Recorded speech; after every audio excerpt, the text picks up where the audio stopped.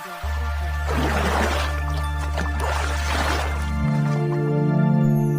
Inspiratif hidup. Jangan jadikan kegagalan kemarin sebagai penghambat hari ini. Semangat untuk membuat hari esok lebih baik melalui hari ini. Episode 123. Memukul Sean.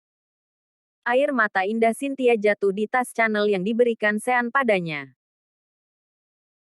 Pria di sebelah Cynthia mengeluarkan tisu, menyerahkannya pada Cynthia, dan bertanya, "Apa kamu menyukainya?"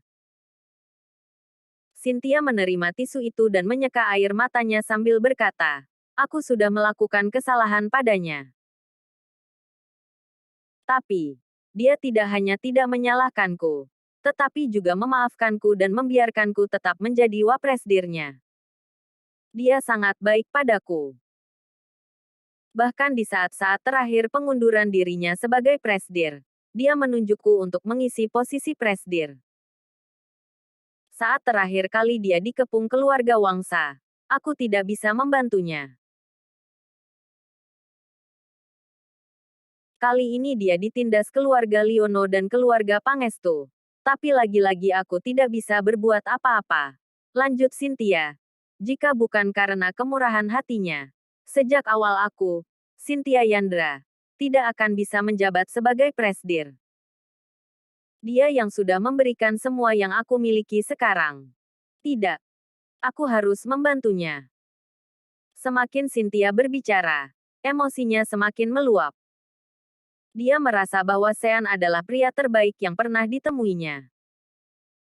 Sebelumnya, keluarga Wangsa mengundang para tamu untuk memasukkan Sean ke dalam daftar hitam. Kuncoro, Cahyadi, William, dan semua orang yang ikut kemudian bangkrut. Hanya Cynthia yang aman dan tentram, bahkan dipromosikan menjadi presiden direktur. Cynthia menyukai Sean dan Sean tidak mungkin tidak mengetahuinya. Bahkan jika Sean tidak ingin menjalin hubungan dengannya, dia juga bisa menidurinya seperti kebanyakan pria lainnya. Namun, Sean tidak melakukannya. Sean selalu sangat menghormati Cynthia dan tidak memanfaatkannya dengan menggunakan haknya sebagai atasannya. Menurut Cynthia, orang seperti Sean benar-benar sangat langka karena dia sudah bertemu dengan terlalu banyak pria menjijikkan yang ingin menidurinya. Tangan ramping Cynthia hendak menghentikan lift. Tetapi pria di sampingnya meraih pergelangan tangannya dan menghentikannya. Cynthia, jangan gegabah. Tidak mudah bagimu untuk sampai di posisi ini. Ingatlah betapa banyak penderitaan yang pernah kamu alami. Jangan sampai kamu mengorbankan segalanya hanya demi seorang laki-laki. Pria itu berhasil menghentikan Cynthia, tetapi membuat Cynthia merasa lebih bersalah. Apa latar belakang laki-laki yang baru datang ini? Satu kalimat darinya saja bisa membuat presdir cantik itu pergi begitu saja. Dia bisa tiba-tiba muncul dan melakukan serangan begitu saja. Sepertinya dia seorang konglomerat generasi kedua. Pantas saja. Rupanya konglomerat generasi kedua.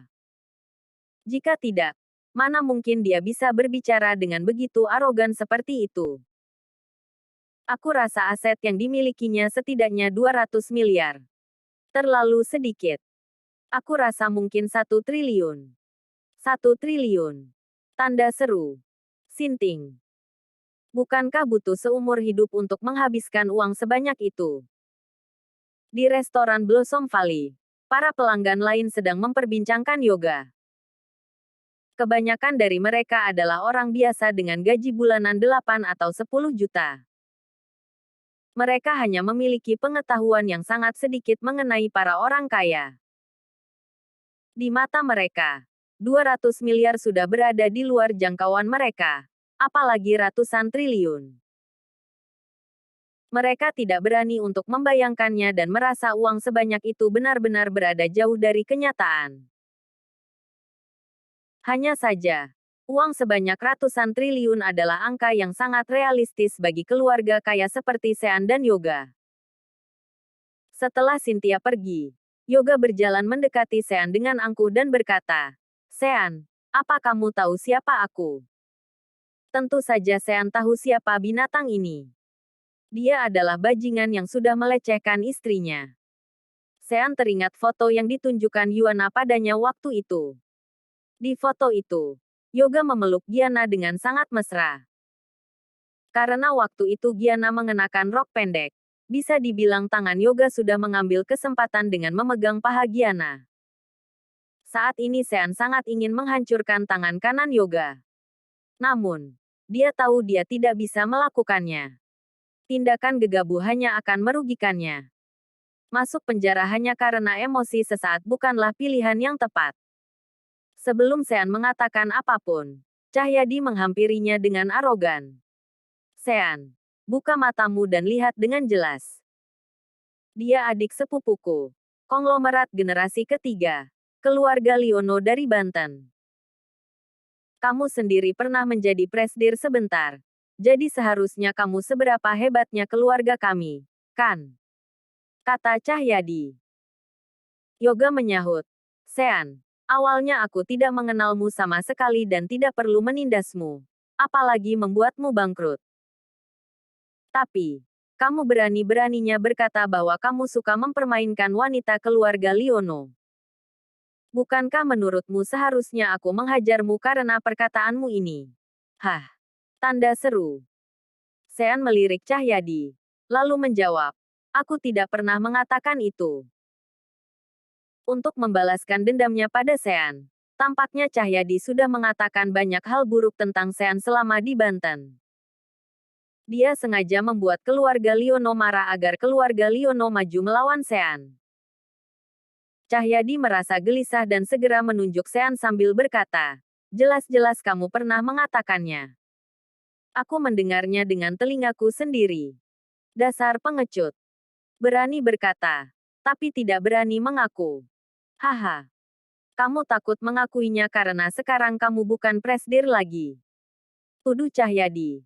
Kamu bahkan sudah diusir dari keluarga besarmu. Karena kamu tahu kamu yang sekarang sudah bukan lagi tandingan adik sepupuku. Kamu tidak berani menantang keluarga Liono.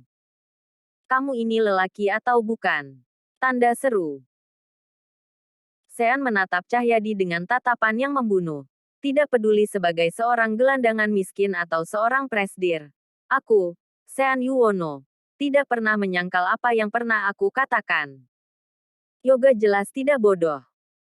Dia tahu bahwa ada kemungkinan bahwa perkataan ini memang merupakan karangan Cahyadi belaka.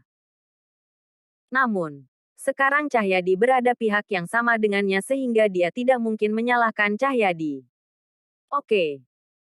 Meski kamu tidak mengatakan itu, bukankah bibiku Lucy Liono sudah menghabiskan satu malam di rumahmu dan menemanimu tidur? Tanda seru. Sahut Yoga. Beraninya bocah busuk yang belum berusia 30 tahun sepertimu tidak menghormati tetuaku. Apa menurutmu kamu tidak pantas mati? Hah? Tanda seru. Sean menjawab dengan dingin. Bibimu memang bersamaku semalaman. Tapi aku tidak tidur dengannya.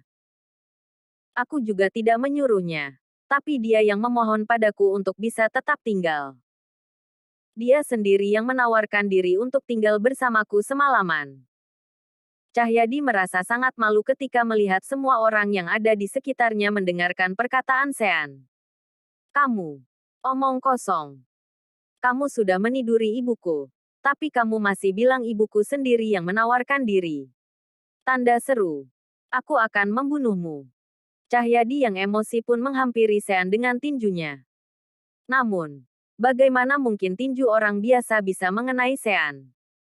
Sean dengan mudah mengelak ke samping dan menghindari serangan Cahyadi. Cahyadi tidak puas dan terus memukuli Sean dengan tinjunya. Namun, setelah 10 pukulan berturut-turut, tidak ada satu pukulan pun yang bisa mengenai Sean. Ibu, apa yang paman ini pukul di udara? Nyamuk. Hahaha. Celetukan seorang gadis berusia 4 atau 5 tahun itu membuat banyak orang di restoran menertawakan Cahyadi. Cahyadi merasa sangat malu dan berhenti meninju. Dia mengambil kursi restoran dan melemparkannya ke arah Sean. Kursi-kursi yang ada di restoran ini merupakan kursi kayu yang memiliki sandaran. Semuanya sangat besar dan berat. Sean bisa saja dengan mudah menghindar. Namun, saat ini ada begitu banyak orang dan anak kecil yang makan di restoran ini. Di belakang Sean, ada sekeluarga yang terdiri orang tua dan seorang gadis kecil berusia sekitar 5 tahun. Jika Sean menghindar, kursi itu akan mengenai gadis kecil itu. Dengan besar dan berat kursi, ditambah dengan kekuatan lemparan cahaya di kursi itu pasti akan membentur anak itu dengan keras. Karena itu, Sean tidak menghindar dan menggunakan lengannya untuk menahan kursi itu. Brak! Kursi itu mengenai tubuh Sean. Ah! Baru pada saat inilah kerumunan pelanggan yang sedari tadi menonton pertunjukan seru mulai bangkit dari tempat duduk mereka dan berlari keluar dari restoran.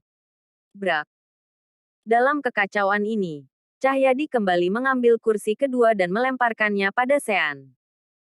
Namun, Sean terus menahan dengan tubuhnya. Haha. Bajingan ini tidak berani melawan.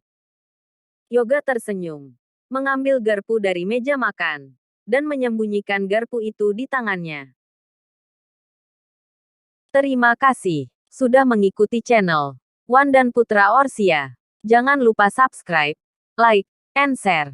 Tunggu episode selanjutnya. Salam silaturahim.